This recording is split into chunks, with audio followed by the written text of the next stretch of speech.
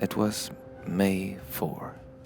I was supposed to change tires on the car that day, and I had a roof to repair. The kids had their swimming lesson. There was probably a meeting to attend, and yeah, it was perhaps not the right time to leave. I think my friend Marcus Lemke felt the same way. But we had seen the weather forecast, and our minds were now occupied by a little creature down on the bottom of the rivers. The Stonefly nymph. It was waiting for the ice to melt and for the first sun rays to reach the bottom, and then it swims for the surface and emerges into a bewinged stonefly. And the dry fly fishing season begins. But there were no signs of spring. Not on our side of the mountains. Vad är det med Norge som du har fastnat för? Men det är typ allt. Det är glada människor. De äter en massa härliga grejer.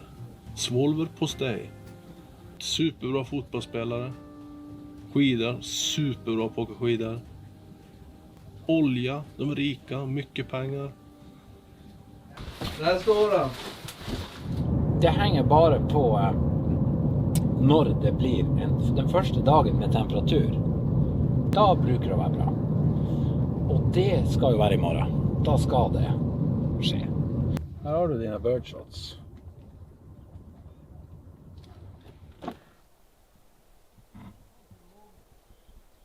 Vi får inte missa det. Vi må liksom stå upp ganska tidigt imorgon, tror jag. Så att vi är på plats. Så att vi får med, jag aner väl inte när de börjar kläcka. Om det är klockan 10 eller klockan 4. Så vi inte liksom sover bort hela Bäcksländerkalaset.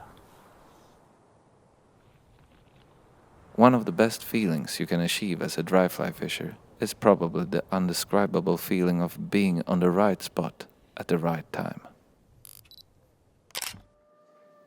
I hadn't felt that feeling in many years.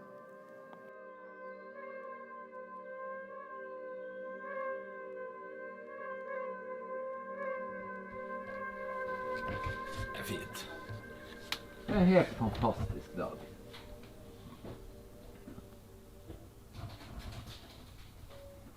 Jag tycker det här blir bra, så känner jag ingenting. Nu får vi ett stort smil från Banjo. Det är en smilende Banjodal här. Ser du? Bara för en timme sedan eller 2 så var det nog riktigt kallt. Ja. Så det är nu då, liksom börjar att trycka. Vi är på rätt tid, vi är i alla fall inte för sent. Och det är en bra feeling.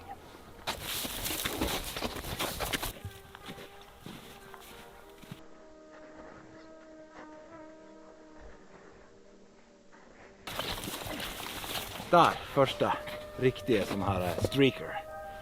Jävlar vad den drar på ytan. Ja, du ser. Du ser ju att när de där kommer in numbers, då blir det vak. Är det Ja. Bäcksländer? Ja. Jävlar vad han drog på ytan. Det är det som är grejen. Så det vi väntar på nu, vi har sett en stenfrue. En. Och den, du såg ju hur den for av overflaten. Så när det kommer bara någon av de där så blir det massa vak. Men det må ju komma någon dag först. Vi har sett en. Och vi väntar på nummer 2. Den ska, nu idag ska den komma.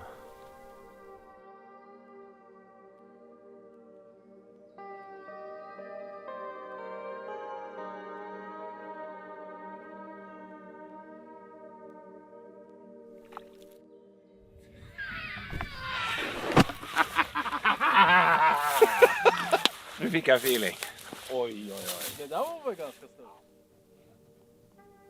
Men spørs hvor den der, hvis vi skal ta den, om vi ikke må ta den fra andre siden.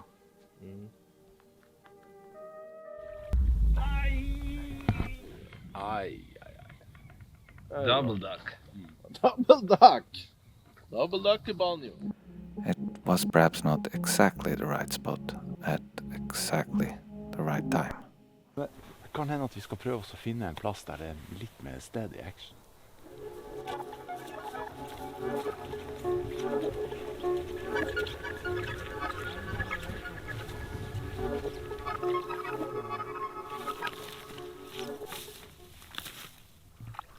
Der var den oppe. Så den da oppe, gutt? Hva var det? Steinflueimitasjon. Det er ikke noe fancy greier, men de bruker å funke. Så det trikset med de steinflueimitasjonene, det er liksom at de skal være mindre enn du tror. Det vil si, steinfluen ser stor ut, men de er så tynn. Sånn at det som man ofte gjør feil med steinflue, siden de ser så store ut på vannet, setter man på en stor flue, en tørrflue på krok 12 eller noe sånt.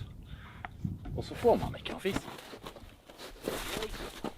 Da var den oppe igjen.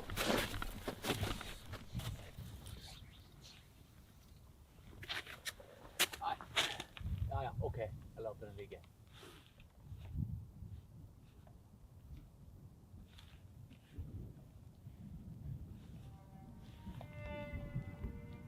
Wow.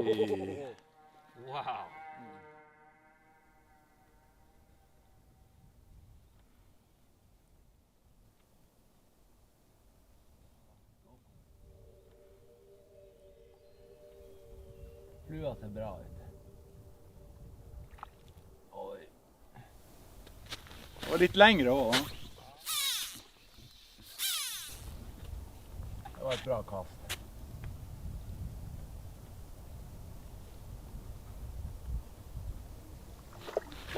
Ja da!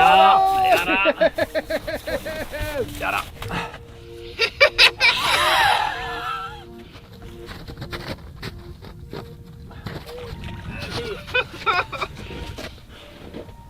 Inte tappa den.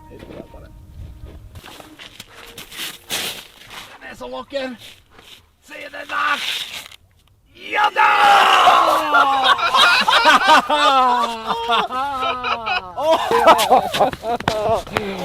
Oj.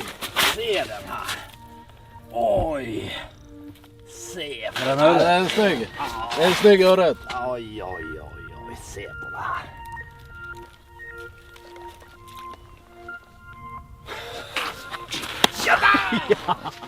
And so the dry fly fishing season had started. It was perhaps a normal kickoff for Håvard. We were, after all, not very far from his hometown.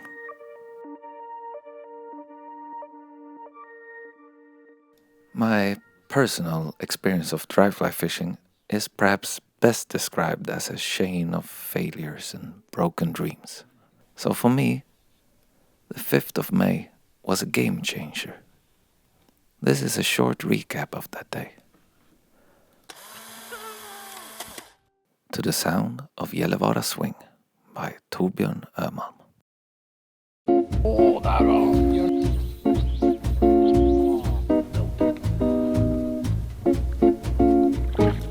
Ja. Och rätt i salat.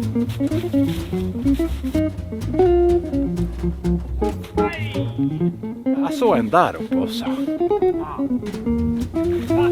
En skikkelig tørrfluepokal. Bra.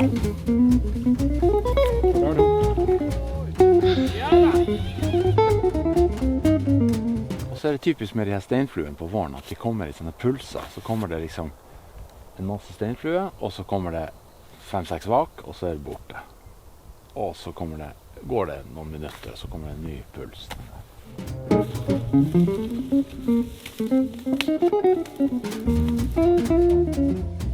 Smyges i Pandedalen. Lite smyges. Oj, det är fin fisk. Åh, där sitter den. Nu kolla här nu då. Ja. Där. Oj, den är fin den där. Den är väldigt fin. Ta den du, Roffe. I had never experienced a stonefly hatch like this one. I felt like I was the star inside one of those dry fly fishing films I had downloaded on Pirate Bay in my teens. I talked about fly patterns like I was Oliver Edwards. Men inte jätteskillnad på den här och en svartklink kanske. And I had the style and grace of Lars Lent. Den är för dålig. Kanske att den funkar. Ska jag lägga om den? Man har som väldigt mycket... Jävlar! Fånga öring på iskant. Det är lite... Det är gött att dra. Och kolla på den här då. Va? Den var fin. Oj, oj! Kolla på den här då. Kolla på den här då. Va? En vecklande pokal.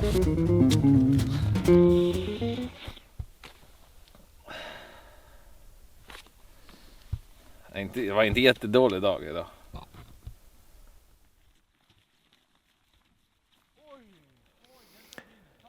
In every group there is some sort of hierarchy. We had all caught a lot of fish during the day. And Håvard's position as the star wasn't as obvious as prior years. Ja! Oj, den är fin! Nej, salat!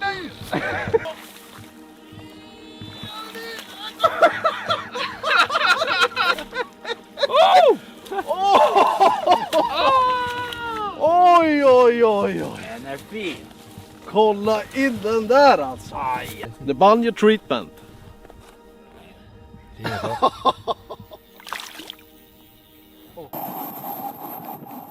We left Håvard in Narvik.